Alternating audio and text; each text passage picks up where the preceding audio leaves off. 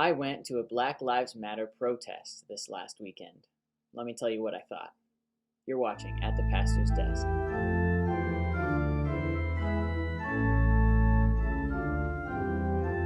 Yes, I know, very shocking. A pastor, would go to a Black Lives Matter protest? This doesn't seem like something that I would normally do, and trust me, this was very much out of my comfort zone, and I'll get into why in a minute, especially talking about the atmosphere of the protest itself. I will start off by saying that this protest was completely peaceful. There was no violence, no rioting, no looting. And so, thanks be to God for that. There's a couple of reasons why I decided to go to this protest. The first reason was to love my neighbor. As I've been thinking about these protests and why these people are protesting, one of the thoughts that came to my mind was maybe I don't quite understand where they're coming from. Maybe I need to step back a little bit, put myself in their shoes as much as I can, and ask why they are upset, why they are wanting to protest against this, why this movement is doing what it's doing. And so I thought me as a pastor, as a representative of the church, could go and really spend this time loving my neighbor, listening to them, hearing them, praying with them, having that opportunity. The other reason, which is kind of a plain reason, is to stand up against police brutality and racism. Now, I understand that some may disagree on how prominent these issues are within our country. Some say that it's rampant in our streets and our whole system is corrupt. Others say it's not really an issue, that these are the minority of cases, and that other cases are much more prominent than police brutality with racism. But after listening to people, these things do exist. You can disagree on how often these things occur, but these things do occur, and even if they occur just a little bit, that's too much. And so I went, as a Christian, to protest these sins, these things that are evil in our society that shouldn't be happening. And I went to share the gospel. So not only did I go, but I actually was okayed to speak, to give a little speech beforehand and pray with the people. And so in that, I was able to share the gospel with a group of people that would never walk into my church, that I wouldn't normally have the opportunity to share the gospel with. And so I was able to tell them about Jesus and how he died for them. He died for George Floyd. He died for everyone on the cross. And through the cross, we have justice, we have comfort, we have hope. These things that the political systems don't give us. And so I was able to share that gospel with them, and the Lord does his work. We'll see what happens, I guess, in heaven, if any of those people who maybe didn't believe before, maybe this will be the seed to bring that truth to them. So that's kind of why I went. And so in going there and being there, even just a couple minutes after being there, I started to feel very uncomfortable. And the reason is because the atmosphere of this Black Lives Matter protest was so much different than another protest that I had gone to years before. And that's a pro-life protest or Planned Parenthood protest. The atmospheres between those two protests were completely different. And let me explain the differences. So starting off with the pro-life protest, back in my seminary days, a couple of years ago, we would have pro-life marches and rallies. And one time we even stood outside of Planned Parenthood with signs and stood there peacefully protesting this establishment. The premise, of course, being Planned Parenthood is the place where abortions happen most, and millions of babies over the years have died because of abortion. And so this is why we protested against them. But the protests themselves were very positive. The atmosphere was not one of anger, was not one of hate, but it was a peaceful one, that we wanted to bring this issue to light and show that people actually care about this. This isn't just a minority of Christians, a small group that wants this to be done, but there's actually a lot of people that want this. But it was peaceful, and when we began to march, there was no shouting. The only real chanting that you would hear was the Roman Catholics praying the rosary or praying the Lord's Prayer as they walked. So these were prayers, not really yelling at people. And as we marched, we were talking with our neighbor, and it was just a very peaceful atmosphere. It was not yelling, not screaming. We were standing up for this thing that we believed in, and there was no real anger behind it. And that's one of the big differences between the pro-life protest that I went to and this Black Lives Matter protest that I went to this last weekend. The atmosphere was one of anger. It was of frustration. It was a completely different atmosphere when you walked into this group of people. The people speaking beforehand, before and after I did, were angry and frustrated that these things were happening, experiences that they'd having, friends telling them stories of what's happened to them, of racist encounters, of police brutality because of race. And they were frustrated, they were angry. Then when we went out to actually march, the whole time people were yelling. They were chanting things like no justice, no peace, say his name, George Floyd, these kinds of things. I can't breathe. All of these things, it was just a constant chanting, shouting, and people, it was so angry, so uncomfortable for me because I had not experienced this before. And of course, this isn't done to me, and I've not experienced racism, and I don't think I'm a racist person, and so it's not really been an issue for me. But to see the anger in this crowd of people, it was a little unsettling. And one of the parts that really had me questioning whether or not I should even stay before I spoke was this attitude of all or nothing.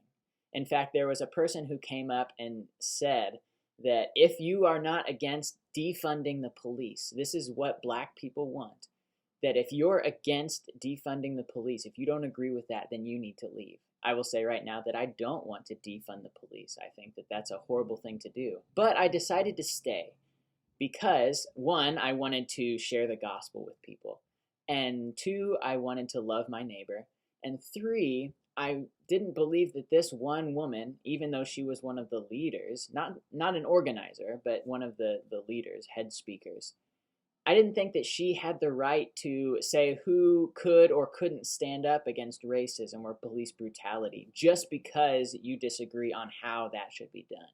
And so I decided to stay, and I think it was for my benefit and hopefully the benefits of others. But this attitude of all or nothing, either you're for everything we stand for or you're an enemy. This kind of attitude was seen at the protest, and I've seen it on Facebook also, on social media, that unless you are completely for this group and what they do and the results that they want and the way that they want those results brought about, then you're the enemy. And I don't think that that's the case. And it shouldn't be the case. I brought this up in my speech that this doesn't have to be a liberal or conservative issue. Liberals and conservatives together should come together on this human rights issue of racism and police brutality. This is something that we should all be able to say is wrong. But the problem is when you bring in the riots and defunding the police, that then you kind of draw these lines, and both sides draw the lines. There's not one group particularly at fault. And so the atmosphere between these two protests was completely different. And I was left wondering, why? Why are these two groups, they're both standing up for life and for rights of people who can't stand up for those rights for themselves in those situations. And so why are they so drastically different? And I think a lot of it comes from the fact that in a pro-life protest against abortion, you are dealing with a vast majority of Christians. Most of the people who are there, if not all the people, are religious. They're Christian.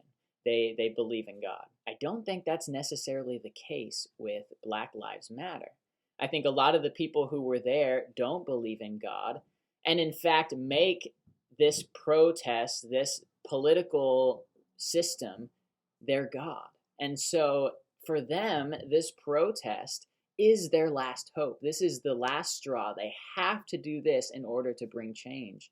Change has to be done by them, because if it's not brought about by them, then it's not going to happen. But for the Christian, our hope is in God. And we know that God is the one who truly changes things. It's not people, it's not man, it's not a political system that brings about change, that betters humanity. God is the only one who can do that. He's the only one who can change people's hearts. And so as Christians, we understand that God is the one in control, and He will bring an end to all injustice in the end. And so I think Christians, when they protest, we have that hope. We have that hope that these other unbelievers don't have. And so we can see the injustice happening, be sad at the injustice happening, especially in the pro-life abortion issue. But we don't have to become so upset that changes aren't being made, because we know that mankind is sinful. We have that theology and that understanding from Scripture. We know that people are going to be evil and that evil is going to exist until Jesus returns. And so we do what we can here in this life, but we know and trust that God's going to right all of those wrongs when Jesus returns. And the Black Lives Matter protest people who are not Christians, they don't have that hope. They don't have that certainty. And so they are angry and they're frustrated and they're trying to bring about this change, because if they don't do it, no one else will. And so you would think that in order to bring this change about, they would try and reach and get other people to join their side. And they are, but I don't think the way they're doing it is quite right. And I don't blame necessarily the people who are uncomfortable going to these kinds of events, especially the conservatives going to these events. And there's a couple reasons why. The first reason is something we've already talked about, and that's this all or nothing attitude. They themselves will say, unless you agree with everything that we do, then you're an enemy and we don't want you here. And that's not helpful. That's not going to help their cause. It's not going to encourage conservatives like myself to continue coming to these events. We can agree that racism is wrong. We can agree that police should not abuse their power and ignore the rights of citizens, even during an arrest. But we can disagree on what that should look like. We can disagree that maybe we shouldn't defund the police. Maybe there's steps in between that can be taken. We can disagree on those things and still march together and say, yeah, racism's bad. Police brutality is bad. These things are evil that we should fight against. But the problem comes with this all or nothing mentality. It hurts their movement because it doesn't allow the conservative to say, yeah, we can agree on this one thing and we'll march together for that, even though we disagree on how that should be done or whatnot. The other reason why I think conservatives don't really want to go to these events is because the atmosphere is so angry and hostile and people are frustrated and yelling. I can understand why it wouldn't really take much to start a riot, to set these people over the edge and to throw their frustration out upon anything that's around them. And so I can see the hesitancy to want to back an event like this, because people are angry. And when sinful people are angry, and then you have anti-protesters coming in fact, when we were marching this last Saturday, there was someone who came by and, shouted a racial slur at one of the protesters, which doesn't help the situation. And so I can see how if the people were really riled up and angry, and you had a group of people that were saying those kinds of things at the group, I can see how quickly this would get out of hand. And so I can understand why many people are hesitant to join this kind of protest, this kind of movement. But I also understand the desire to have one's rights upheld. As a Christian, we are beginning to see the rights of Christian people, the right to believe what they believe and practice what they believe, slowly taken away. We've seen this with the coronavirus, that many churches, by certain governors, are being told that they can't worship, that they can't give out the sacrament. And these are things that the government shouldn't really be telling us what we can and can't do, especially the sacrament issue. The sacrament is essential. And so for the government to say, you can't give out the sacrament, that kind of leads the pastor to say, well, do I listen and ignore my ordination vows, or do I go against the governor? Do I go against my government and say, I'm going to give this sacrament anyway, whether I get penalized for it or not? And so it's nice to have the rights. It's nice to have religious freedom. And we as Christians want that upheld so that we can continue to worship the way that we worship and have the theology that we do. And so from that perspective, I can see why these people want their rights upheld. We all want our rights upheld. And so a little bit of empathy, understanding where they're coming from, even though they're a little bit different issues, but people should have their rights, and we should be able to stand up for that. So in talking with my wife about this, she asked me the question, would I go to another protest, another Black Lives Matter protest? And the answer that I came up with after thinking about it a little bit was, it depends, which I know is not a great satisfying answer. But it really depends on the attitude of the protesters, of those leading the protest. I think I would ask ahead of time, is this protest about standing against racism and police brutality?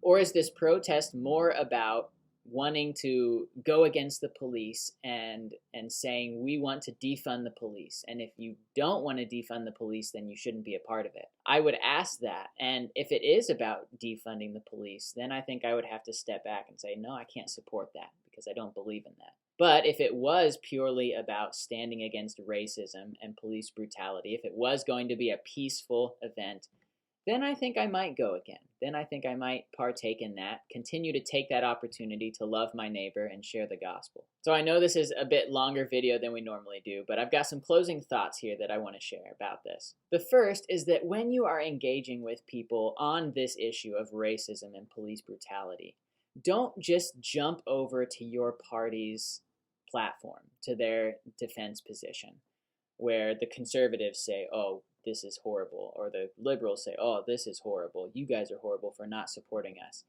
Don't jump to those extremes, because that's not helpful. We need to try and bridge the gap. We need to try and talk to each other, listen to each other.